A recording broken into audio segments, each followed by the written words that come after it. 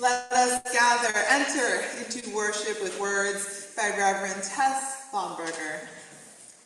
We gather as a community of spiritual seekers, always ready to awaken each other's curiosity. In this beautiful, challenging, and complex world, may we enter worship today with open minds, warm hearts, and spirits entranced with possibility, of healing, of hope, of transformation, of justice. Come, let us worship together. I invite you to rise in body or in spirit to join our voices in hymn 361, Enter, Rejoice, and Come in the gray hymnal.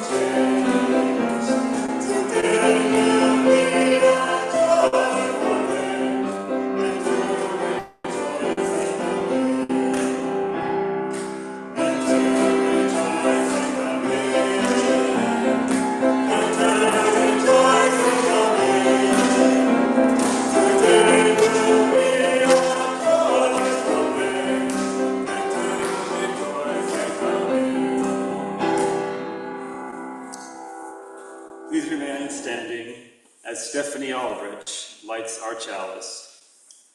These the words of Betz Wieneke. May this flame, symbol of transformation since time began, may it fire our curiosity, strengthen our wills, and sustain our courage as we seek what is good within and around us.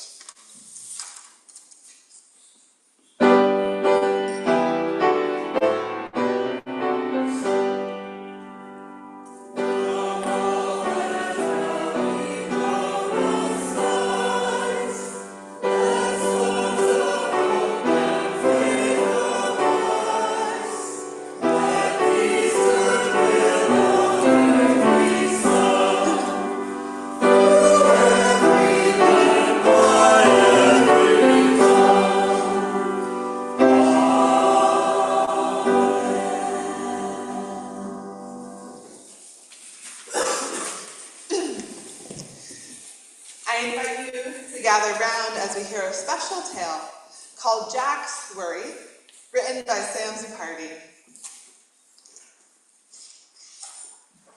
Jack loved playing the trumpet. For weeks, he had been looking forward to playing for his mom in his first ever concert.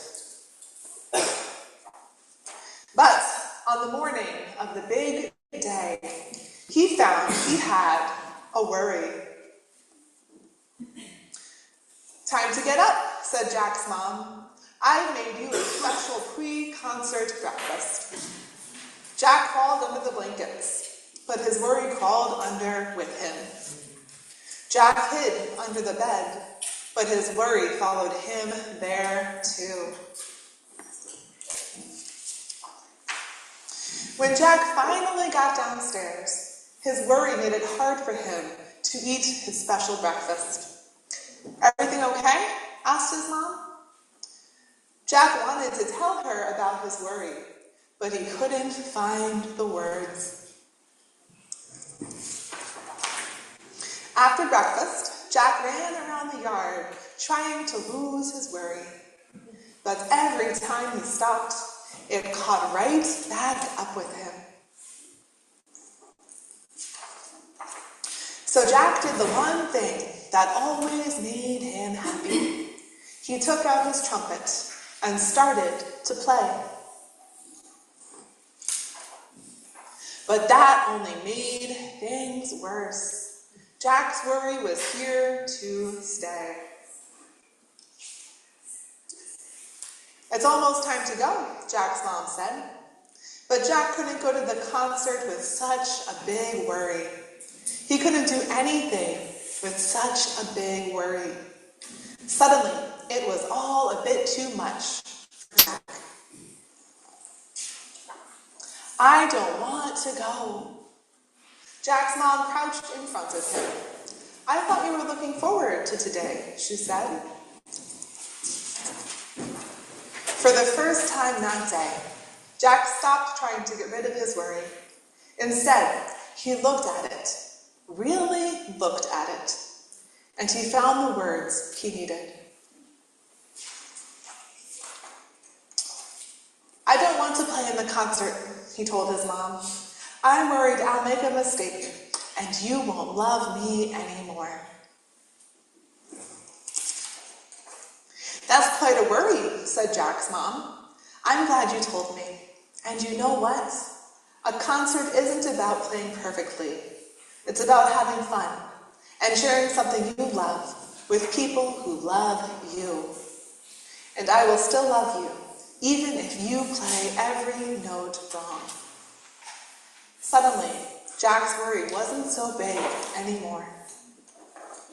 By the time they got to school, his worry was teeny tiny.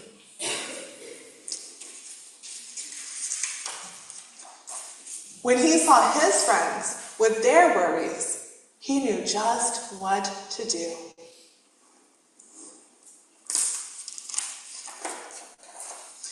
And the mistakes, there were a few, but Jack was too busy enjoying himself to worry. Thanks for listening.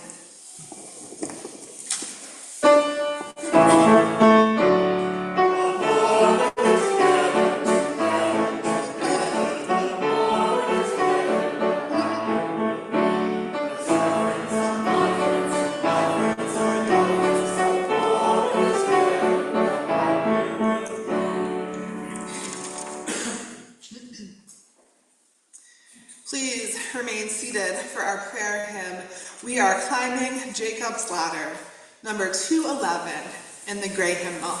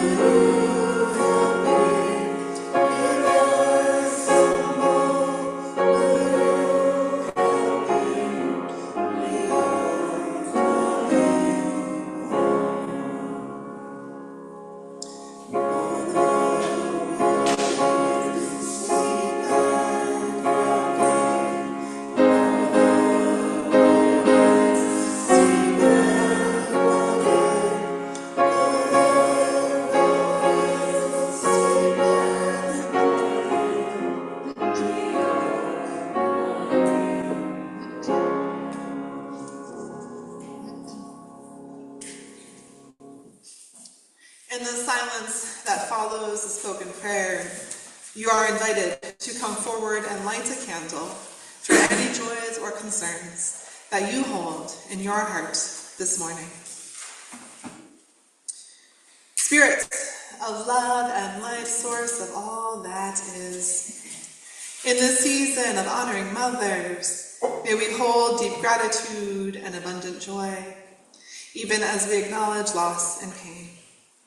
May we make space for lament alongside appreciation, recognizing the many ways people are able to mother, sometimes faltering, sometimes shining. We give thanks for all of those mothers bound to us by love, even if not by blood. Spirit of love, may we honor the many who have filled this sacred role. Birth mothers, adoptive mothers, grandmothers, stepmothers, aunts, teachers, mentors, and caregivers of any kind. We honor cis mothers, trans mothers, and non-binary people who mother with courage, care, and devotion. Blessed are the ones who wiped away our tears, the ones who read us stories and lulled us to sleep. Blessed are the ones who joined us in play, the ones who comforted us, guided us, and helped us grow.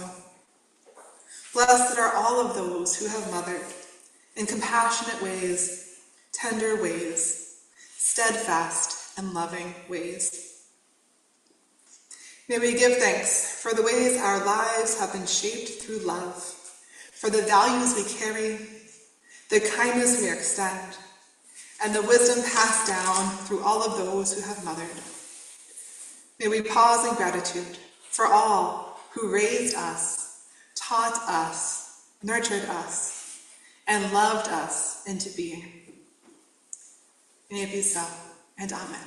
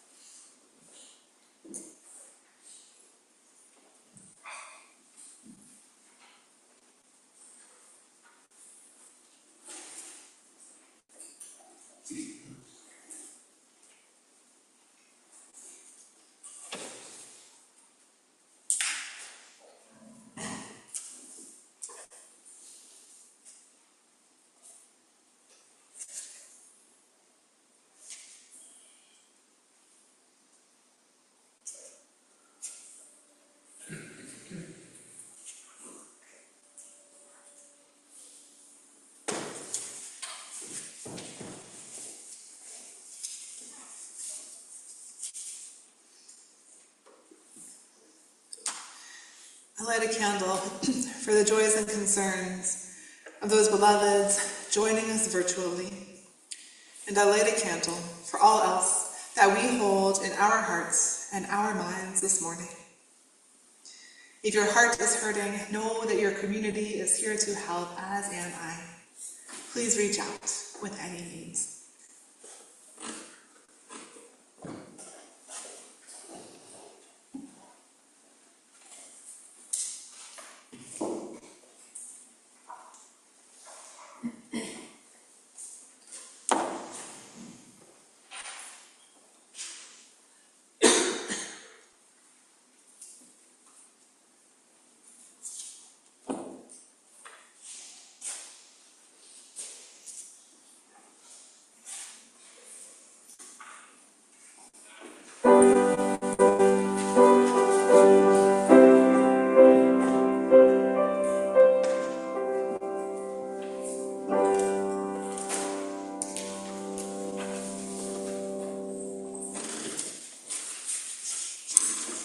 The universe is a generous place. Powered by the sun, the food grows, and in this way our bodies are fed. Powered by our time, our talents, and our treasures, the church thrives, and in this way our souls are fed. For those of you watching the service online, you may contribute to a virtual offering plate using the donate button on our website, or by mailing a check to the church office. I invite the ushers forward to receive the offering.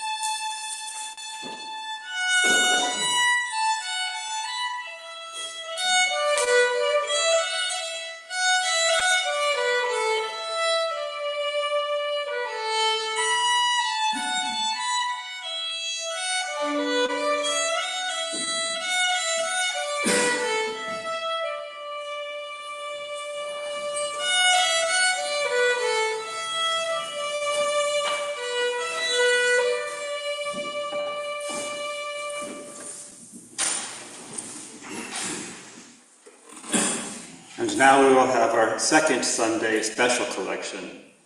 This month's offering will go to the UU Mental Health Network, and I invite Ostar Halio to the pulpit to share a few words with us.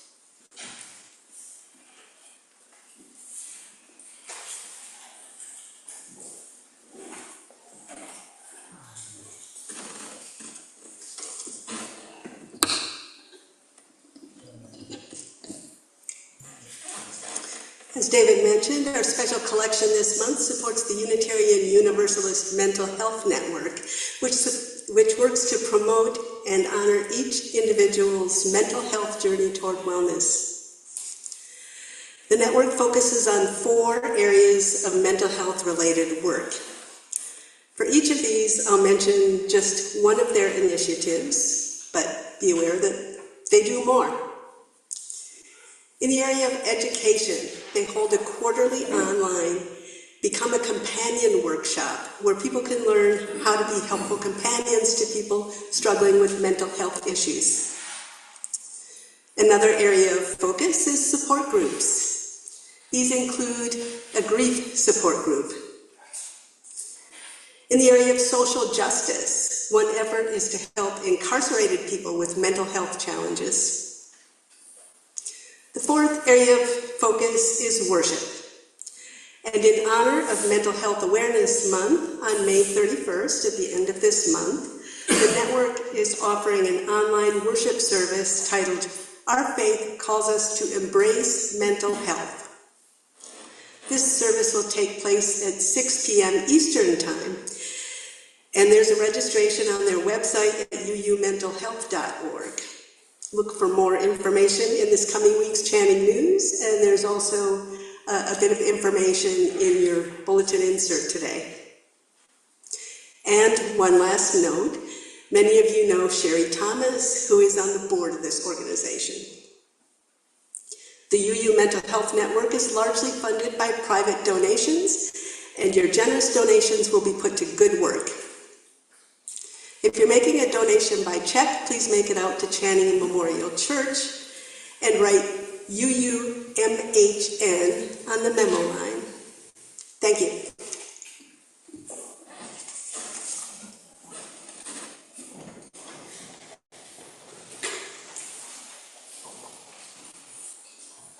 I again invite the ushers to come forward.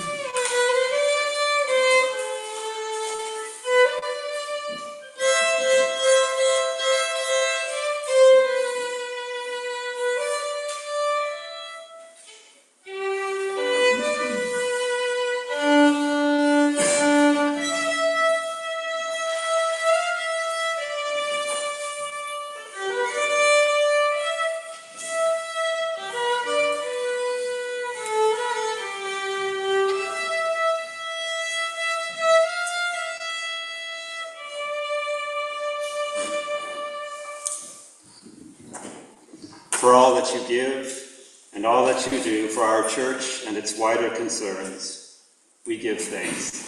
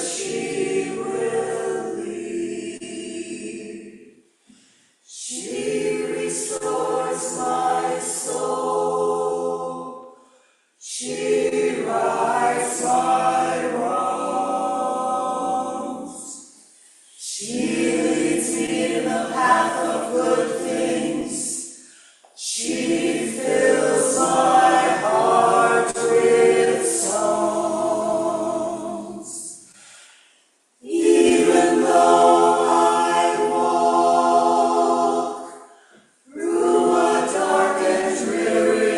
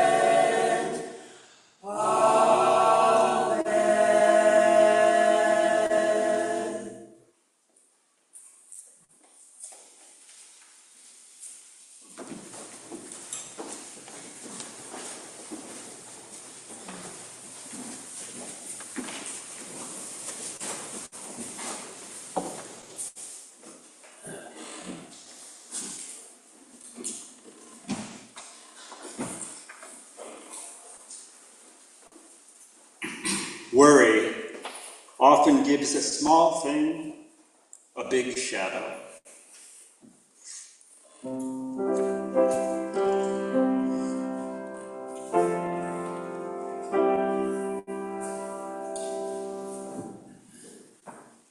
And these, the words of the Reverend Sarah Goodman.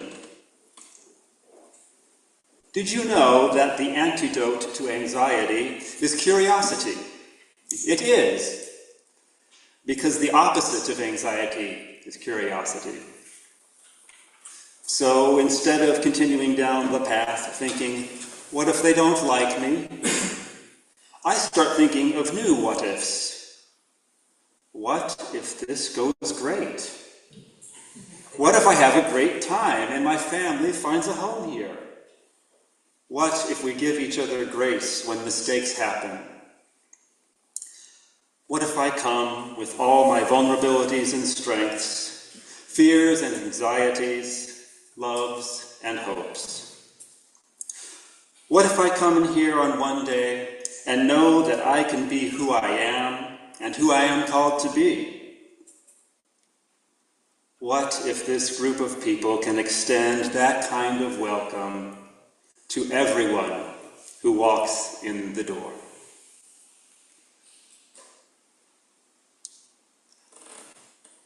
I invite you to rise in body or spirit to join in our voices in hymn number 115 from the Gray Hymnal, God of Grace and God of Glory.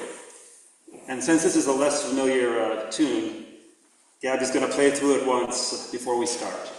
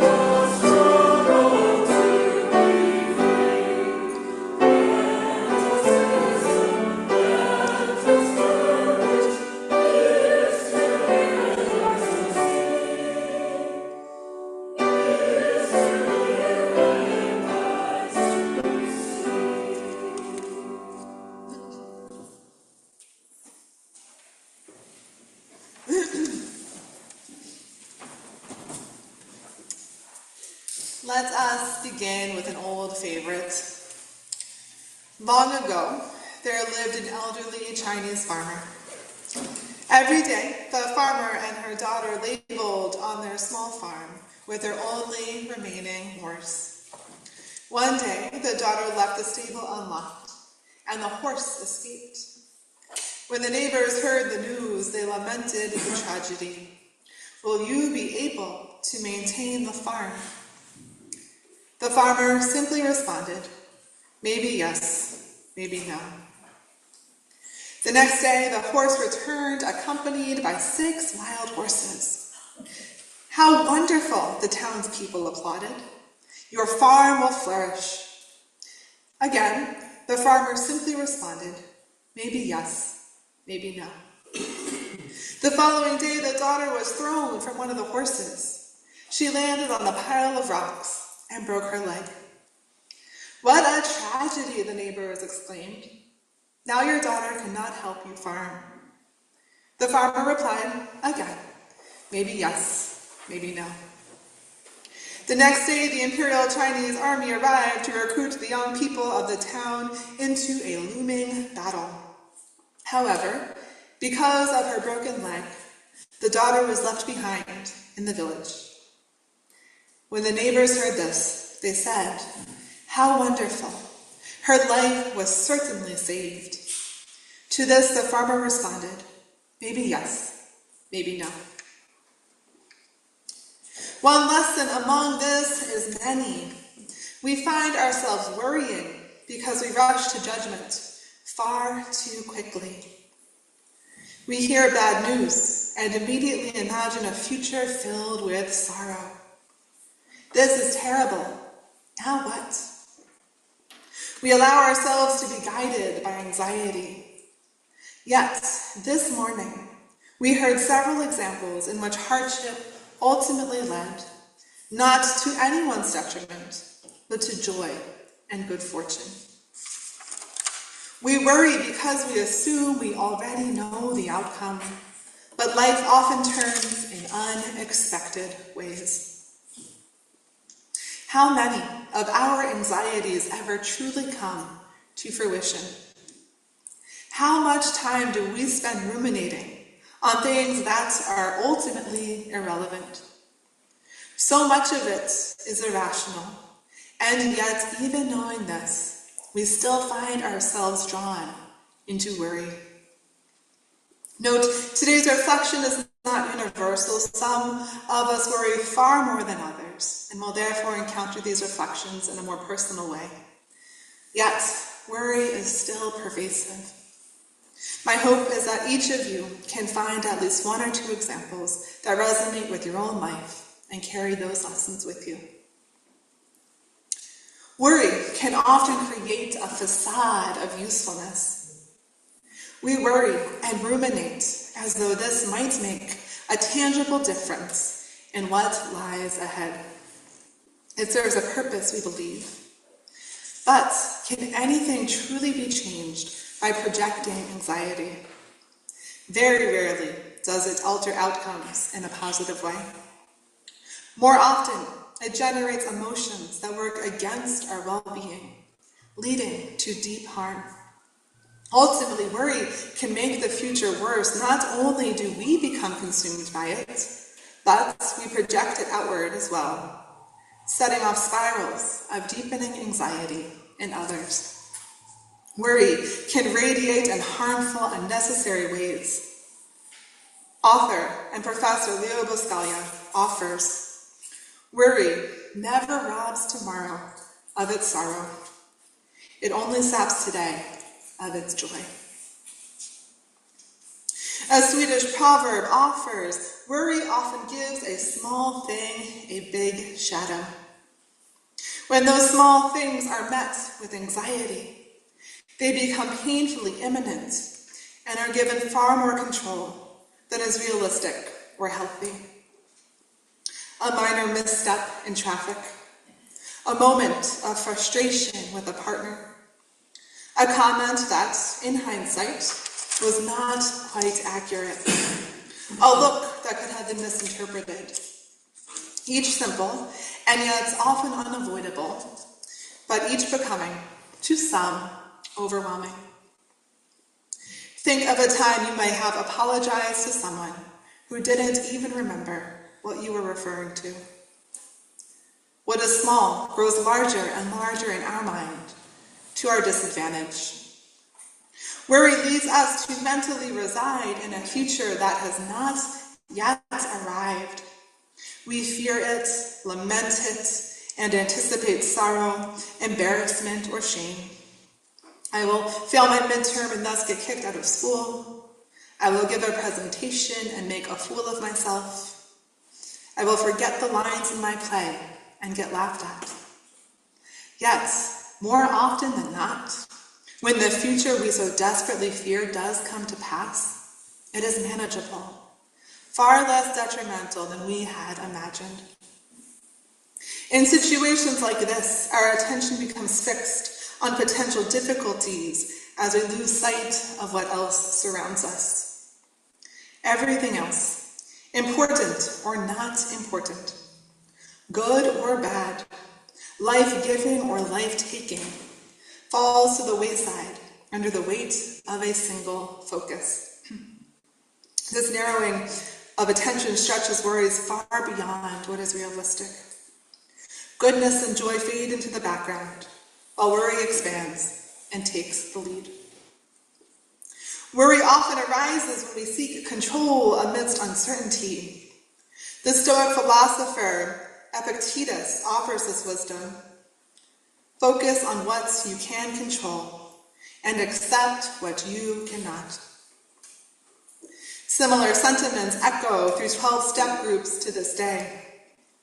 Grant me the serenity to accept the things I cannot change, the courage to change the things I can, and the wisdom to know the difference.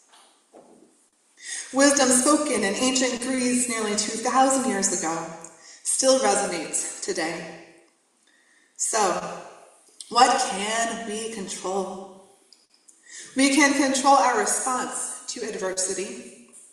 We can choose what we will tolerate and what we must leave behind. We can discern whom we trust and whom we hold at a distance. But we cannot control how others respond to us. We cannot control our friends' behavior. We cannot control the state of the world itself. All we can do is pause, allow life to unfold, and remember that while we cannot control everything that happens to us, we can still choose how we respond. We cannot rid ourselves of worry, but we can learn to find a peace in the midst of uncertainty. What about the worries that carry over from one day to the next? One mistake can journey closely with us, with yesterday's errors draining to us of today's joy. My seminary friends observed how I could fall into this pattern to my own detriment, always ruminating on what I had done wrong. Was my question irrelevant?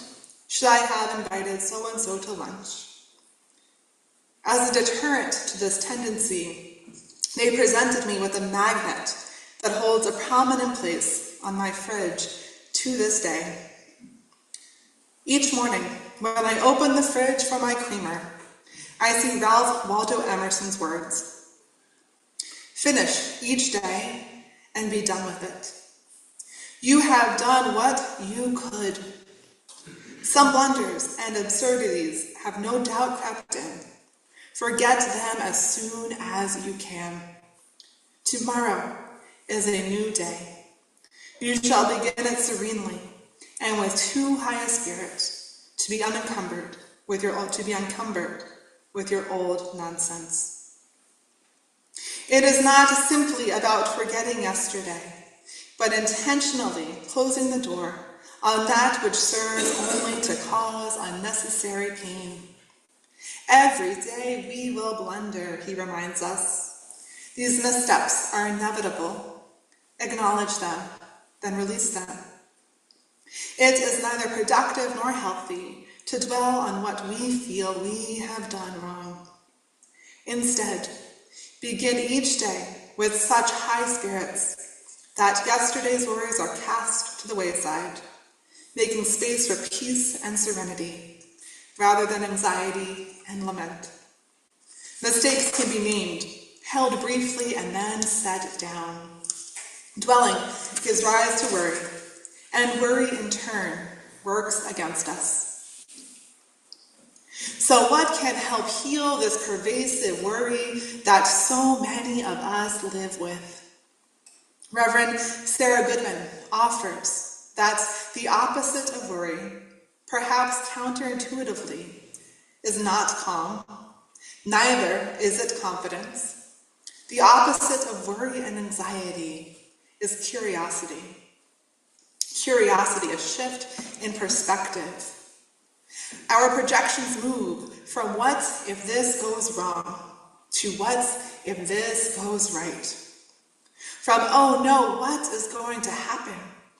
To, oh wow, I wonder what will happen. Fear softens into worry, anxiety into hope, and lamentation into openness. We begin to reframe what lies ahead, not as something to brace against, but as something to meet with a sense of possibility. I think the question applicable to both is what if? A form of curiosity in either direction. The what ifs of worry versus the what ifs of possibility. The contrast is stark. What if I go visit my family and we get into a heated argument about politics? Versus, what if my family gathers in warmth, sharing genuine love, compassion, and joy? What if I make a mistake and am rejected? Versus, what if I don't get it quite right, but am met with kindness and a helping hand? What if I go to the party and feel alone and out of place? Versus, what if I go to the party and make some fun new friends? Do you see how one path drains life from us, while the other restores it? Reverend Goodman further writes about the temptation we face in managing what lies ahead. We may look to the past with a critical eye and project it onto the future. Because this happened, we assume it will happen again. We might also be tempted to think that our future is set in stone, that nothing we do can change it. This is not true, for every action we take ripples outward with an inevitable certainty, shaping the world around us in ways we cannot fully foresee, echoing through space and time. Ultimately, we have no idea what will unfold in the days, months, and years ahead. We only have projections. So, may we rest, not in worry, but in curiosity. What can happen if things ultimately go well, even amid the hardships we each inevitably face? How might worry give way to curiosity, even in the darkest of moments, allowing us to persevere when we encounter the worst? How can we come together amidst chaos? We may imagine a looming catastrophe, yet perhaps we might also reflect on the strength we would discover if we held one another through the crisis together. We may see a future marked by violence, but we can also remember the peace for which prophets and peacemakers have labored throughout the ages with courage, compassion, and great heart.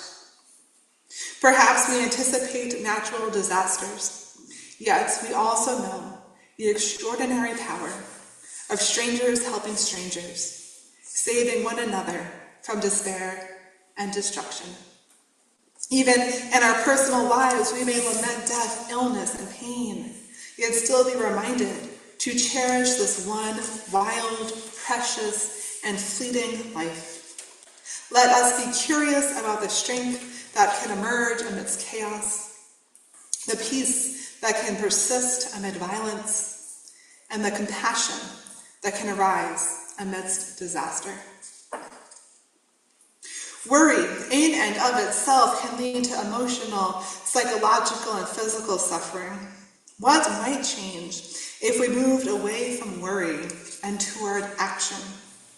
If we are troubled by the injustices of this world, we can become politically engaged. We can support immigrants, peacefully protest against injustice, go to the polls and vote. Perhaps remaining idle only feeds our anxiety further. Even when we cannot control the outcome of a situation, such as food insecurity in our community, we can still volunteer, serve, and care for others. If our minds are filled with lament, we can speak with a therapist or trusted companion. When panic begins to rise within us, we can breathe deeply, take a walk, or practice simple grounding exercises. We can speak honestly about how helpless we feel. When uncertainty looms like a threatening cloud, we can turn towards companionship. When worries emerge, we can pray, meditate, or engage in the healing presence of the natural world.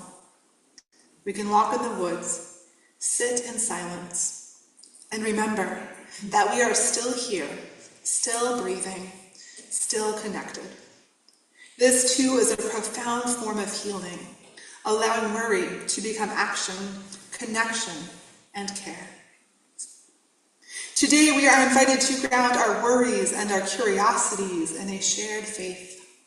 We are held within a sacred mystery far greater than any catastrophe we may face, a mystery that carries and sustains us.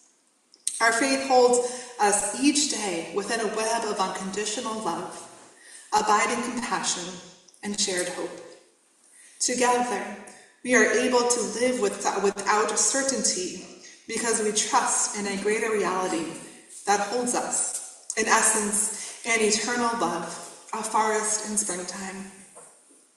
There is a web that binds us together in love and companionship with all that is, was, and ever will be, no matter what we face. Thus, our faith calls us to remember that though each of us suffers, none of us suffers alone. Our faith also calls us towards an enduring curiosity. What if we can learn from life's myriad and abundant mysteries? What might await us still? Together, we transform our shared worries into resilience and purpose. Each tear we shed, each question we pose, each curiosity we offer becomes an invitation into a deeper faith and a more abiding spirituality. May we find strength and enduring love in all that is finite and infinite, sacred and profane. May we open ourselves to a holy and enduring curiosity. So, when someone approaches us with an imminent disaster, may we respond, maybe yes, maybe no. When we feel anxiety stirring within us, may we meet it with the same gentle refrain. Maybe yes, maybe no. For there are never certainties, only possibilities, and even possibilities may hold unexpected blessings. May we meet uncertainty with wonder, and meet worry with abiding curiosity. May we carry ourselves with grace, knowing that we will falter, yet trusting that we are continually called back towards wholeness. What if life is beautiful in its complexity? What if we grow stronger with each adversity we face? What if we discover love amid hardship and hope amid despair? May we meet each day as one rich with possibility, held in a spirit of enduring curiosity, and sustained by promise, hope, and love. May it be so, and amen. I invite you to rise in body or in spirit to join our voices, and when our heart is in a holy place, number 1008 in the Teal hymnal.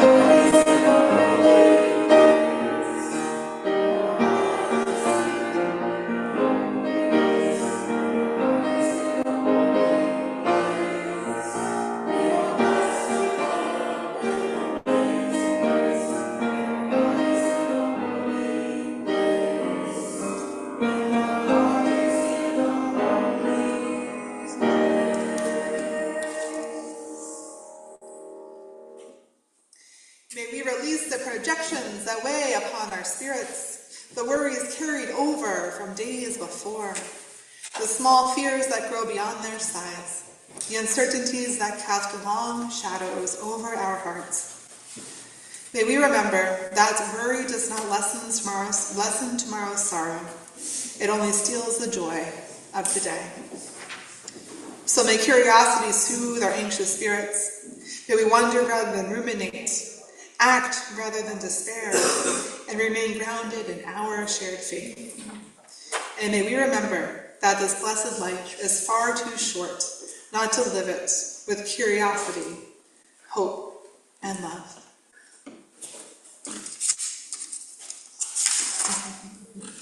Go in peace, and amen.